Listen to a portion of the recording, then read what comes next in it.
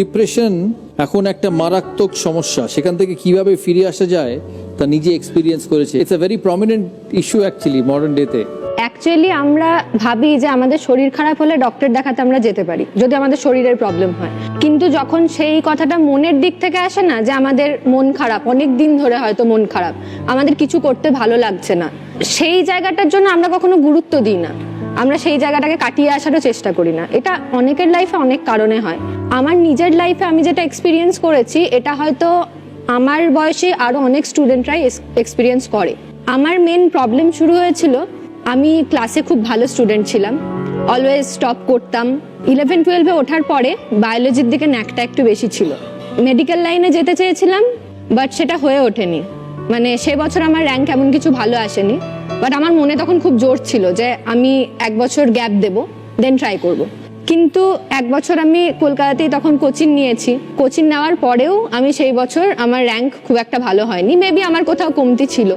আমার ওই যে একটা জায়গা, মানে খুব ইচ্ছা ছিল, যে সাবজেক্টের প্রতি আমার ভালোবাসা ছিল, সেই জায়গাটায় পৌঁছাতে পারিনি আমি, সেটা থেকে একটা খারাপ লাগা তৈরি হয়েছিল মনে।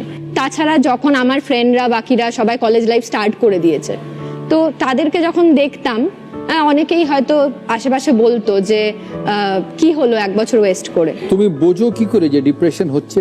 আমার অ্যাকচুয়ালি অনেক রকম, মানে ডিপ্রেশন বলতে কি হতো, আমি কিচ্ছু করতাম না, সব কিছু ছেড়ে দিয়েছিলাম। আমার যা যা প্যাশন ছিল, যা ভালো লাগা ছিল, আমি ছোটবেলা থেকে গান গাইতে খুব ভালোবাসতাম, picture cutting, paper cutting collection করা আর কি, সেটা আমার একটা খুব প্যাশন ছিল। বাট আমি সব কিছু ছেড়ে দিয়েছিলাম। আমি সারাক্ষণ হয় শুয়ে থাকতাম, না কারোর সাথে কথা বলতাম না, একা একা থাকতে পছন্দ করতাম। তো এই যে ডিপ্রেশনটা, এটা আমার প্রচুর দিন ধরে গেছে। তো তারপরে আমি দেখেছি যে এই যে ডাক্তার দেখানো, কাউন্সিলিং করা, এইসব তো থাকেই, কিন্তু আমি তখন ভেবেছিলাম যে আমি নিজেকে যদি হেল্প করতে না পারি, অন্য কেউ আমাকে হেল্প করে দিতে পারবে না। আমি তখন নিজে 5টা উপায় খুঁজে বার করেছিলাম। আমি ফার্স্টে স্টার্ট করেছিলাম, যেহেতু আমার প্যাশনটা গান ছিল, তাই আমি গান শোনা, একটু রিল্যাক্সিং মিউজিক শোনা, গান গাওয়াটা স্পেশালি। আমার কলেজের মিউজিক ক্লাবে আমি অ্যাডমিন হেড হলাম। তো এইভাবে নিজেকে ইনভলভ রাখতে স্টার্ট করি। তো আমার একটা বক্তব্য সবাইকে বলার আছে, ইয়াং জেনারেশনের, যে আমার বয়সে এরকম আরও অনেকে আছে যারা এই প্রবলেমটাকে ফেস করছে। তো তারা যেন নিজের যেটা প্যাশন, সেটাকে টাইম দেয়, সেটাকে নিয়ে এগোতে স্টার্ট করে, সেটাকে একটু টাইম দিক, মন না হলেও জোর করে করতে হবে। আর একটা জিনিস হচ্ছে নিজে নিজে রান্না করা, কিছু একটা ডিশ বানানো। আর যারা পেট লাভার, তাদের জন্য বলবো যে কোনো পেট যারা বাড়িতে পোষে, সেটা একটা ডিপ্রেশন কাটানোর খুব ভালো থেরাপি। আচ্ছা, ডিপ্রেশন কখনো ওভারওয়ার্ক থেকেও হয়? ওভারওয়ার্ক থেকেও হয়, এটা আমি দেখেছি, আমার কলেজের সিনিয়রদের কাছ থেকে শুনেছি। তো তাদেরকে তখন আমি সাজেস্ট করি এটাই, যে একটু আউটিং এ যাও, টেক আ ব্রেক, একা একা যাও, আর একটু অ্যাডভেঞ্চারে যাও, দেখো ভালো লাগবে, মাইন্ড ফ্রেশ হয়ে যাবে পুরো। আর যদি বাইরে কোথাও যাওয়ার স্কোপ না পাও, নিজে একদিন ব্যাগ নিয়ে কলকাতার রাস্তায় বেরিয়ে পড়ো, এখানে একা একা ঘুরে বেড়াও, দেখো আপনি মাইন্ড ফ্রেশ হয়ে যাবে। আমি নিজেও এটা খুব করেছি। এই ডিপ্রেশন থেকে কখন বেরিয়েছে মানুষ, সেটা বুঝবে কি করে? সেটা বোঝা যায় তখনই যখন তুমি নিজে কিছুতে ইন্টারেস্ট পাচ্ছ। ডিপ্রেশন থাকাকালীন তুমি নর্মালি সবকিছু জোর করে করো, তোমার কিছুই মন হয় না, বাট তুমি জোর করে করছো। যখন তুমি নিজে সেটাকে কাটিয়ে বেরিয়ে আসতে পেরে কিছু এনজয় করতে পারছো, নিজের লাইফটাকে আবার আগের মতো এনজয় করতে পারছো, তখন তুমি বুঝতে পারবে যে হ্যাঁ, আমি এবার কিছু এনজয় করতে পারছি, আমি আমার লাইফের মিনিংটা খুঁজে পেয়েছি। আমরা প্রতিদিনই সবাই কিছু না কিছু নিয়ে ফাইট করছি, তো আমাদেরকে প্রতিদিন ফাইটটা চালিয়ে যেতে হয়। তোমার ছবির কালেকশন আছে অনেক?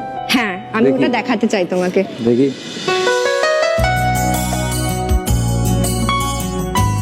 ও, এটা দাদার অ্যালবাম আর কি। আর একটা জিনিস দেখাই, দাদাগিরি যেদিন শুরু হয়েছিল, আমি ফার্স্ট দিন থেকে দাদাগিরি দেখতাম। ইভেন আমি কলেজে, এই স্কুলে কুইজ করাতাম দাদাগিরির কোয়েশ্চেন টুকে এটা দেখে। First season. হ্যাঁ, টসে জিতলে বস, হারলেও নো লস।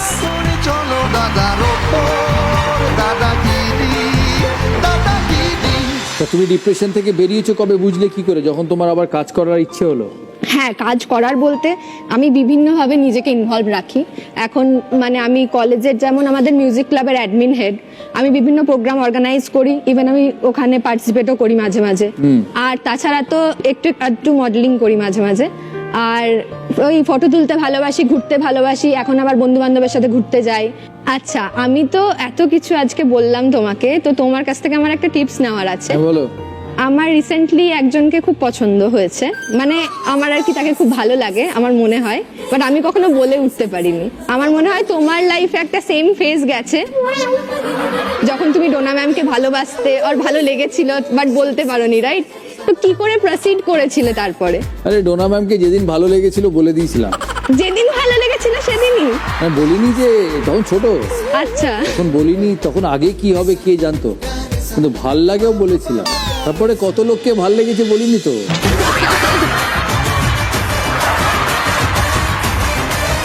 আচ্ছা, ডোনা ম্যাডামকে কখনো স্পেশালি কিছু বলনি? বোকা নাকি আমি? তো বাড়িতে ঢুকতে দেবে না তো তারপরে? আরে আমি বলছি প্রপোজ করনি? প্রপোজ? সেটা কি করে করেছিলে সেটার টিপস চাইছি আমি। প্রপোজ করিনি, বুঝলে, লাজুক মানুষ ছিলাম। আচ্ছা প্রপোজ করিনি, ও প্রপোজ ছিল আর কি। আচ্ছা, মানে প্যার वही होता है जो समझ जाते हैं लोग, তাই না ম্যাডাম? হ্যাঁ, উনি গোলাপ দিয়ে দাদাকে অনেক আমাদের ফুল না দিয়েছিল। গোলাপ টোলাপ দেওয়ার ছিল না। রজনীগন্ধা? হ্যাঁ, রজনীগন্ধা ছিল। উনি রজনীগন্ধা দিয়েছেন, আমি সেটাও দিইনি। ইস, তবে ম্যাডাম ওয়াজ গুড।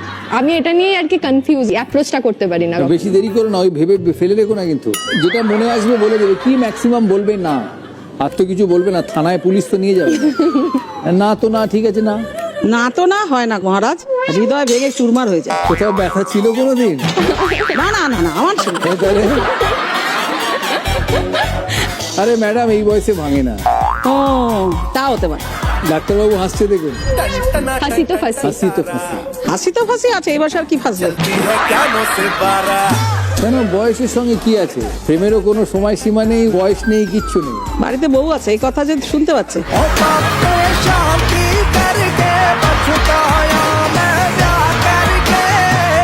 সেই জন্য বলে ফেলো, হ্যাঁ ডোন্ট হোল্ড ইট।